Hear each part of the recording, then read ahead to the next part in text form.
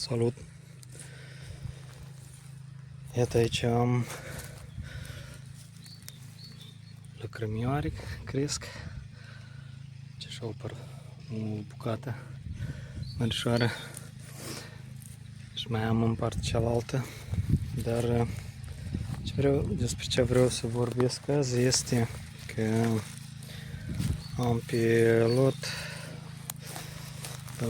vișin care crește așa aleatoriu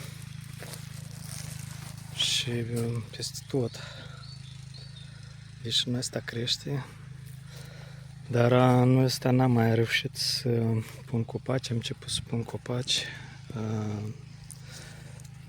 fructiferi de ăștia sălbatici și când vreau să pun copaci o să-i pun în rânduri, 5 metri undeva pe 4, 5 metri între rânduri și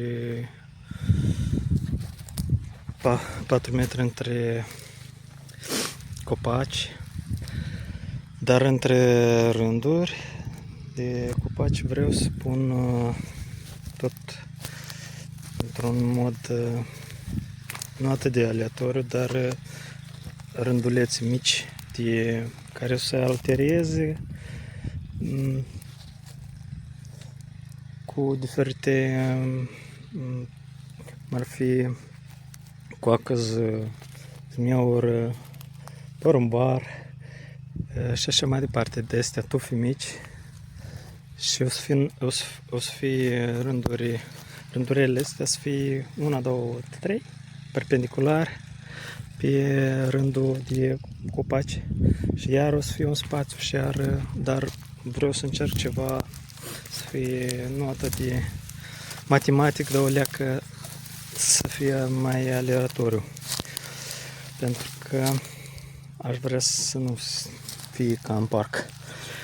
Dar am o problemă în care mă gândesc că aici sunt foarte mulți vișini care înfloresc și contribuie foarte mult la biodiversitate și mă gândesc cum să îi înlătură în așa mod încât să nu distrug biodiversitatea.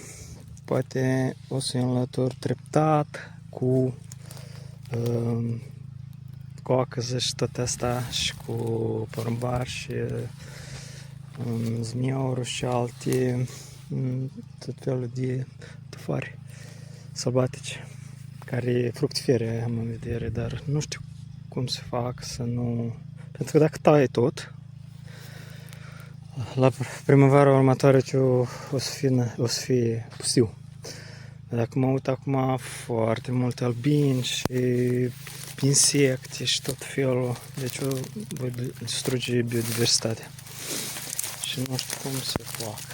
Probabil o să încerc o metodă treptată. Întâi să pun copacii, să înlătur în jurul copacilor acești vișini și tot așa cumva să fac să nu distrug biodiversitatea, să fac o tranziție lentă. Iată așa o idee. Iată gardul meu de crengi care a crescut 2 metri și deja cam am terminat cu crengile. Iată așa.